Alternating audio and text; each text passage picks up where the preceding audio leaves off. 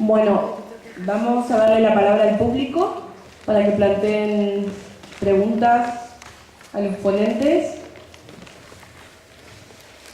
Pueden también participar los ponentes de la mesa.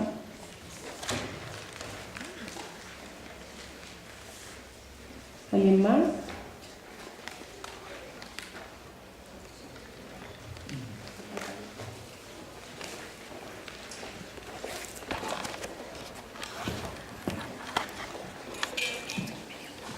Bueno, yo tengo una pregunta sobre la dimensión política del psicoanálisis. Es una pregunta bastante general. ¿Cómo el psicoanálisis puede ser un medio de resistencia contra lo que Liria ha llamado la servitud involuntaria que nos impone el capitalismo? Y quería ligar también esta pregunta con la cuestión de la crítica de Foucault contra el psicoanálisis en la voluntad de saber. Me parece que no es solo una crítica contra Marcus, porque hay también esta idea que la ley en el psicoanálisis sería solo concebido como un poder prohibitivo y no productivo.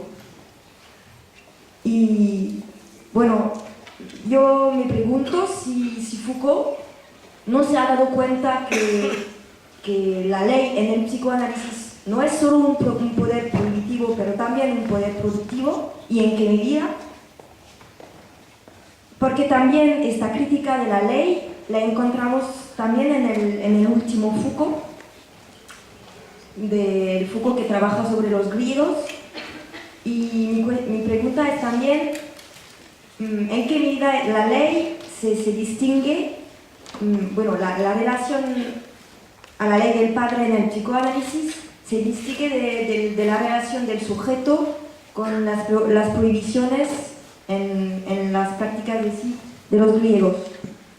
Bueno, espero que fue bastante claro, porque soy de estos sujetos que piensan en la gramática cuando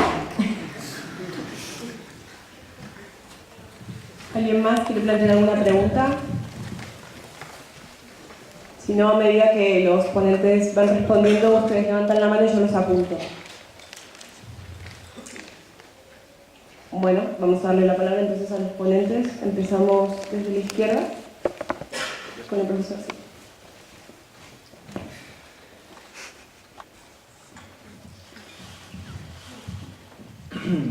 Bueno, varias cosas sobre la pregunta o el comentario. Efectivamente, cuando yo mencionaba que las tres lecturas de Foucault, estas tres lecturas que registré en tres momentos del itinerario de su pensamiento, correspondían de alguna manera a tres tipos de psicoanálisis, lo hacía con una intención fundamentalmente esquemática, ¿no? Evidentemente, y creo que lo mencioné también cuando lo hacía referencia a la voluntad de saber, probablemente uno de los aspectos importantes de la voluntad de saber vaya referido a la crítica, vaya referida a la articulación del psicoanálisis dentro de la obra de Herbert Marcuse, pero no es lo único, efectivamente. También hay una problematización y un diálogo importante en la voluntad de saber con respecto a Lacan, ¿no? De alguna manera un desplazamiento, ¿no? desde ese Lacan que está operando en las palabras y las cosas como, sin duda, la perspectiva que le permite leer a Foucault el psicoanálisis como vinculado al estructuralismo, ¿no? Evidentemente, a ese Lacan que es problematizado en la voluntad de saber, justamente a propósito de esta idea, ¿no? Esta idea de que Foucault evidentemente tiene muy claro de que hay un tipo de psicoanálisis en el cual, ¿no? Evidentemente que se establece la idea de un poder productivo, no un poder únicamente represor. Esta idea del poder represor probablemente Foucault la esté asociando, como decía, a la obra de Marcuse. Y de hecho, desde esa perspectiva es de la cual habría que entender el desenlace de la voluntad de saber, ¿no? Cuando Foucault dice esto de que el contraataque con respecto al deseo, ¿no? Y a la verdad del sexo tiene que ver con el cuerpo y los placeres, ¿no? esa afirmación final de la voluntad de saber, sin lugar a dudas, es una interpelación a Lacan, ¿no? Entonces, en primer lugar, eso, ¿no? Evidentemente que la voluntad de saber, en la voluntad de saber hay estos dos niveles de crítica, una crítica que es probablemente la más conocida, la más fácil de identificar, que es esta crítica a la interpretación del psicoanálisis del poder represivo, que creo que es una crítica a Marcuse, y esta otra que operaría evidentemente a propósito de la idea de ley, de poder productivo, con respecto al psicoanálisis lacaniano, y en particular respecto al concepto de deseo, ¿no? Ahora, respecto a al primer problema, ¿no? que planteabas en la pregunta, ¿cómo puede ser un medio de resistencia con respecto a la servidumbre voluntaria, ¿no? Y un poco siendo fiel a lo que he intentado exponer hace un momento atrás, ¿no? A mí, digamos, más que... creo que efectivamente en el psicoanálisis hay unas lógicas emancipatorias muy significativas, ¿no? Particularmente en el psicoanálisis freudiano. Pero a mí, más que interesarme apuntar en esa dirección, lo que me ha interesado en la exposición ha sido tratar de observar, ¿no?, en qué sentido también el psicoanálisis tiene o tendría un contexto de efectos políticos, ¿no? O sea, en qué sentido estaría, de alguna manera, vinculado a lógicas que van justamente en la dirección contraria de una apuesta emancipatoria, ¿no? Por lo tanto, creo que evidentemente el psicoanálisis puede ser, sobre todo el psicoanálisis freudiano, puede ser un vehículo de resistencia muy significativo, ¿no? Por lo menos a ciertas lógicas desplegadas en las sociedades contemporáneas. Pero también, y es lo que he querido poner como una especie de observación a lo largo de toda mi exposición, me parece que es pertinente observar esa otra deriva que va en la dirección de una lógica contraria justamente a la emancipación, ¿no?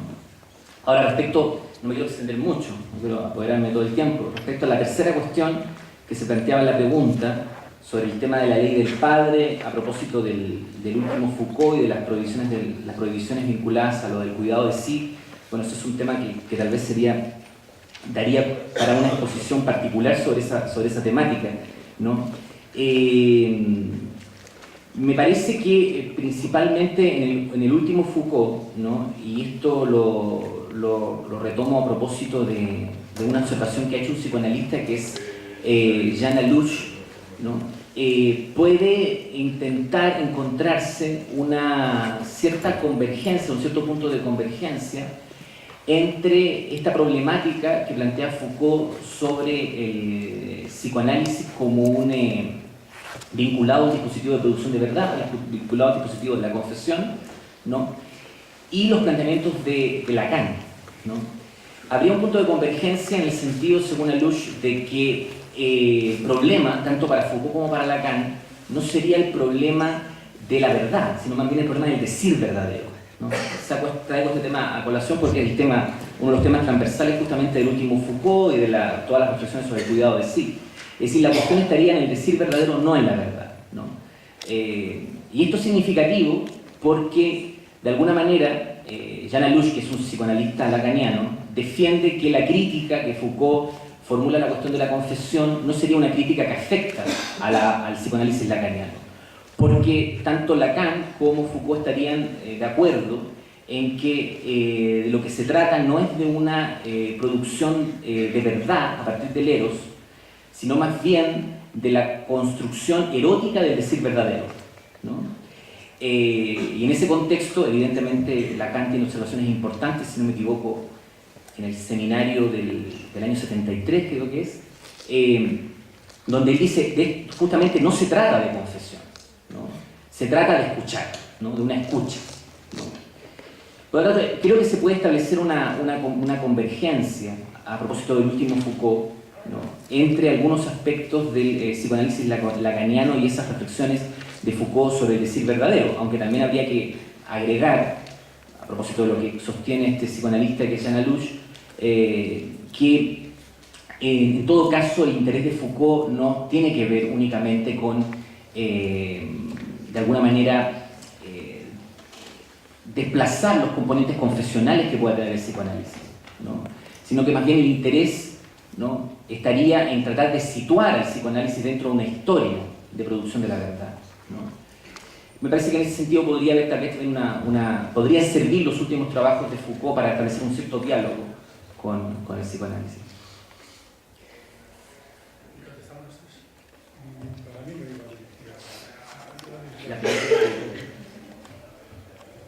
Bueno,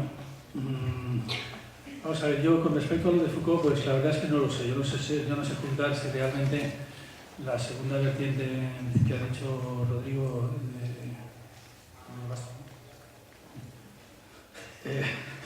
un lapsus de esos freudianamente sospechosos. Va dirigido a Lacan y la tercera a Marcuse, no lo sé. Es posible que sí. En cualquier caso, yo diría que los Foucaultianos, o sea, a mí, yo leo La voluntad de saber y a mí es un libro que me parece muy bueno, muy bueno. Pero lo que los Foucaultianos han hecho con ese libro me parece un pésimo negocio. Si de ese libro lo que hace falta sacar es algo así como una crítica a Freud para enterrarlo en vida y además una declaración de guerra a muerte contra el psicoanálisis, no. O sea, lo que dice Foucault ahí será muy interesante, si se trata de una crítica a Marcuse a lo mejor para defender a Lacan, no lo sé, será muy interesante siempre y cuando se diga a favor del psicoanálisis. O sea, habrá que criticar el psicoanálisis, pero a favor del psicoanálisis, porque el psicoanálisis no es precisamente lo que merece ser enterrado, porque yo diría algo así como que sin Freud la psicología está perdida. Está perdida, o sea, está perdida, está tan perdida, algo así como la economía sin Marx, ¿no? O sea, claro que la economía con Marx tampoco es economía, pero ese es el asunto, que precisamente la psicología sin Freud también se convierte en una cosa que tampoco es lo que tiene que ser, ¿no?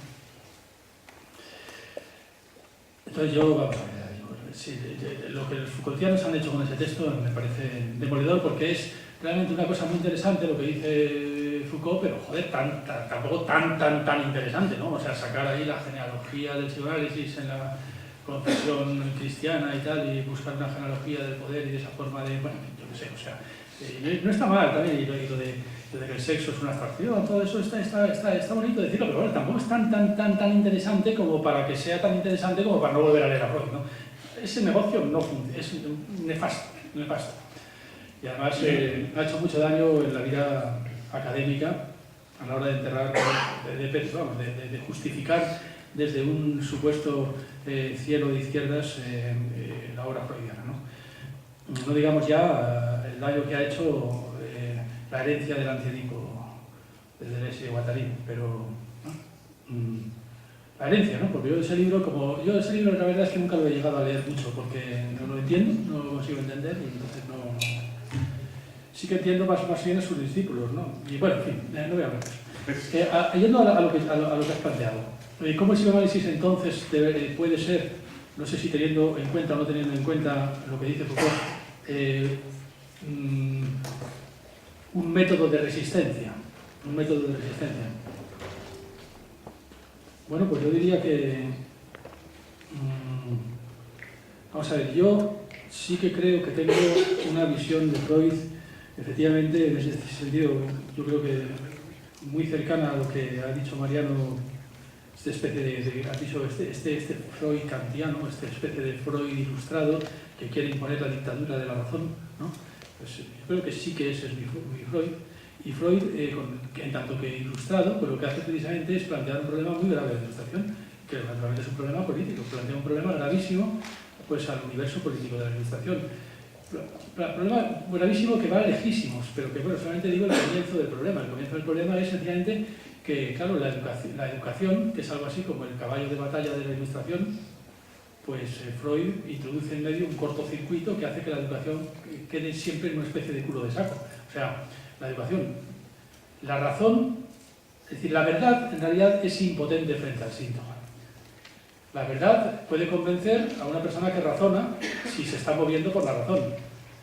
Pero la verdad, decirle a una persona que tiene síntomas, la verdad, pues no es curativo. O sea, sencillamente, es decir, si por verdad entendemos lo que la ilustración entiende por verdad, no lo que se hace, no esa especie de digestión de la verdad que se hace en una cura psicoanalítica, que vete a saber lo que será, ¿no? O sea, decirle...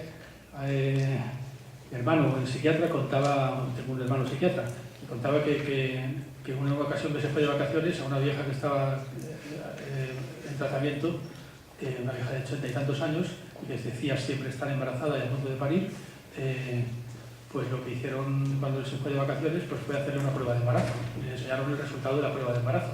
Con lo cual, cuando regresó de vacaciones, pues claro, no es que se encontrara con que la vieja ya no creía estar embarazada porque de pronto habían tenido la buena idea de demostrarle que no estaba embarazada. Se encontraron con que la vieja tenía un delirio paranoico porque decía que le habían hecho abortar con una prueba muy rara que le habían hecho. Claro, ¿no? Los síntomas reaccionan así. Cuando se dice la verdad, los síntomas reaccionan naturalmente con mucha más fuerza que la palabra de la razón. Entonces, claro, esto es una cosa que Freud, de alguna forma, explica la Ilustración. O sea, la educación no puede sencillamente limitarse a decir la verdad. O sea, la razón, para empezar, tiene además enemigos mucho más preocupantes, mucho más complicados, mucho más fuertes y sobre todo mucho más invencibles que las inclinaciones.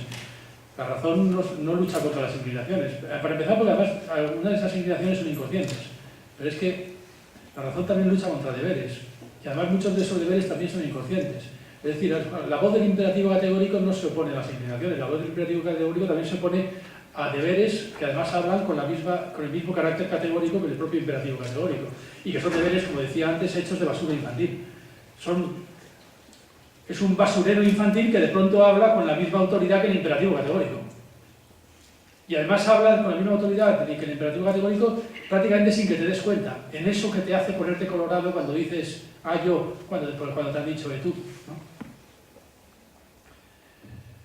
Hay toda una religiosidad inconsciente, podríamos decir, una religiosidad inconsciente a la que no se le convence con razonamientos. Con lo cual, claro, es como que Freud critica las pretensiones de la Ilustración. Es verdad que yo creo que a favor de la Ilustración. A favor de la Ilustración, lo único que dice es, bueno, tenéis mucho cuidado, lo tenéis mucho más difícil de lo que habéis pensado. El problema es mucho más difícil, es mucho más... Es algo así como, vamos a ver, para razonar necesitas hablar. Y para hablar a una persona que no ha nacido hablando, de pronto te vas a encontrar con que vas a tener que hablar a una persona que se va a comportar contigo como un Edipo, que al mismo tiempo que tú le estás contando todo lo que le quieres contar con tus razonamientos, él mientras tanto siempre, como distraídamente, incluso para él mismo, porque ni siquiera él mismo se entera, está siempre... Los profesores nos cabreamos mucho cuando un alumno está haciendo cositas, ¿no? Mientras nosotros hablamos, en lugar de escucharnos, está haciendo cositas. Bueno, pues es como si Freud dice, pues mira, la educación ilustrada tiene un problema. Los alumnos de la razón, de la escuela de la razón, siempre estarán haciendo una cosita fundamental. Es decir, mientras la Ilustración hable, los alumnos siempre estarán matando a su padre y casándole con su madre. Así como sin darse cuenta, ¿no? Como sin darse cuenta. Y además, para matar a su padre y casarse con su madre, siempre estarán, de alguna forma, movilizando un montón de síntomas que serán completamente resistentes a cualquier razonamiento. Entonces, eso. Vale, de acuerdo. Educación racional. Pero educación racional es un manicomio. Esto es un manicomio. Esto no es una tabula rasa en la que la razón tenga un único enemigo, es un único enemigo identificable bajo el título de inclinaciones, de tal manera que la Ilustración pueda adoptar, por ejemplo, el papel del principio de la realidad frente al principio del placer y no sé, aconsejar un poco de paciencia. No es ese el problema, es un problema mucho más grave. Con lo cual, efectivamente, tendríamos que decir, pues, derecho de resistencia, método de resistencia o voluntad de resistencia. Bueno, el problema está en que la resistencia tiene problemas que la Ilustración no había previsto. Entonces, ¿vale de algo que Freud nos advierta de eso? Pues por supuesto que sí, puesto que, digámoslo así, si tenemos que hacer una revolución con un material que está como una cabra, pues por lo menos tendremos que ser conscientes de que estamos como una cabra.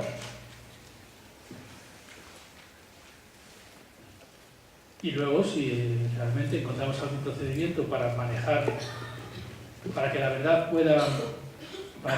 pueda hincarle el diente en ese sistema autorreferencial neurótico tan resistente a la razón, pero si encontramos algún procedimiento, alguna terapia, pues pues cómo no va a ser eso importante políticamente, ¿no? Bueno, yo estoy sustancialmente de acuerdo con lo que han dicho Rodrigo y Carlos y no tendría que añadir nada por mi parte, que efectivamente la obra de Freud es un instrumento de resistencia importante, o puede ser, teniendo en cuenta efectivamente que las inclinaciones, la pulsionalidad no son, digamos, el enemigo número uno a batir o a controlar, pero el problema es que lo que podemos llamar el poder o la dominación o lo que queramos nos tiene en su mano movilizando nuestra pulsionalidad. Entonces es un poco lo que he querido significar en mi intervención. Entonces esta manipulación sistemática de las emociones, la obra de Freud nos enseña o nos da lecciones sobre cómo podemos resistirla, ¿no? Y es un poco la idea de distinguir la palabra yo que decía Carlos, el lío que tenemos cuando hablamos de yo, y que siempre tenemos que hablar de yo, porque está en la conjugación de todos los verbos. El problema es saber lo que yo quiero, si es que hay manera de saberlo, y no lo que dicen que yo quiero, o lo que dicen que yo tengo que querer, o lo que tú dices que yo quiera. El problema es tener una ligera idea de lo que yo quiero. Y esto es un ejercicio realmente tremendo, ¿no? Saber lo que yo quiero es un ejercicio de toda la vida, y un ejercicio en el que la obra freudiana puede ser una ayuda para la ilustración, una ayuda de índole psicotécnica, ya que la índole racional pura se encuentra con problemas no previstos, ¿no? Y problemas descomunales. Se trata de más o menos enterarme qué quiero yo, si es que quiero algo, ¿no? O a lo mejor no quiero nada, o quiero la nada, ¿no? Como decía el otro. Y esto es un poco la idea. Luego también, en lo referente, o sea, hay Lacan decía, la conclusión del psicoanalista es que no hay nada más disparatado que la vida humana. No hay nada más disparatado que la vida humana. Entonces, ante esta constatación, que es ese material con el que tenemos que contar, y ese material que somos también nosotros mismos, ante esta constatación también una manera de manejarnos con ese material es el psicoanálisis, ¿no? Pero a mí me gustaría hacer o subrayar la importancia que puede tener la autocrítica o la crítica de la crítica, es decir, en el sentido de que cuando Eduardo Chamorro hablaba de la estructura edípica como estructura universal indiscutible, pues señalar los peligros que tiene el dar por sentado indiscutibilidades, ¿no? Que la estructura edípica sea la marca absolutamente necesaria, no contingente en todos los humanos. Bueno, eso empezar a hablar de esas necesidades tiene también sus problemas, ¿no? Uno puede bucear en supuestas estructuras edípicas cuando en realidad se trata de otra cosa, o de otra cosa no asimilable a eso, ¿no? Entonces, en ese sentido, por ejemplo, se ha hablado aquí de Deleuze y del Antiedipo. Yo quería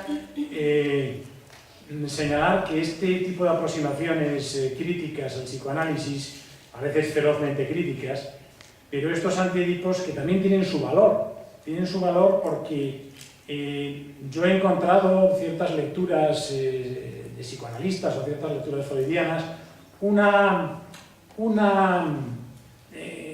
un potenciar aspectos de resignación que se pueden poner con diferentes palabras, asumir la castración, poner límite al deseo, plegarse al principio de realidad, aceptar la propia mortalidad, en fin, una serie de cosas que un poco a la manera nietzscheana se puede ver. Claro, los nietzscheanos para los freudianos, pues en realidad el superhombre para Freud era un puro psicótico, el padre de la horda primitiva que estaba en el origen de la historia y no en el final.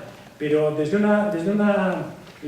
con una matización nietzscheana se podría ver aquí, como decía Deleuze, un poco el cura de toda la vida, que nos separa de lo que podemos, Entonces, hay una lectura que se puede hacer de Freud, que es una lectura que hay que, un poco, ante la que hay que estar en guardia, ¿no? Un Freud se puede leer a Freud de manera que nos separe de lo que podemos. Claro, el tú siempre va a estar con el él, pero ¿por qué no voy a intentar que no esté con él y esté conmigo, ¿no? Por ejemplo, o ¿por qué voy a renunciar a nada, ¿no? Yo me estoy llevando a la contraria a mí mismo porque he hablado de elegir al hombre en duelo por encima del hombre melancólico. El hombre melancólico es el que no quiere renunciar a nada y por eso se hace polvo. Pero bueno, yo creo que esta actitud esta lectura de Freud de la renuncia, de la resignación, pues un poco Deleuze tiene el valor de haberse enfrentado un poco a ella. Yo creo que es saludable esto, ¿no? Porque si no, caemos en otro tipo de prejuicios, Edipo como prejuicio, y el problema de quién nos libera a los liberadores, ¿no? Porque nos han liberado, nos han emancipado, pero bueno, hay que tener cuidado con los que nos han emancipado también. ¿Y cómo se pueden leer? Porque el problema de los liberadores no es tanto que nos liberen o quién nos libera, sino el problema de los liberadores es que pueden ser utilizados de todas las maneras posibles, ¿no? Los liberadores pueden ser utilizados de la manera más poco liberadora posible. Entonces, contra eso también hay que estar en guardia, y obras como esa de Deleuze y Guattari, sobre todo el Deleuze que recupera a Nietzsche, me parece que tiene un cierto valor, ¿no?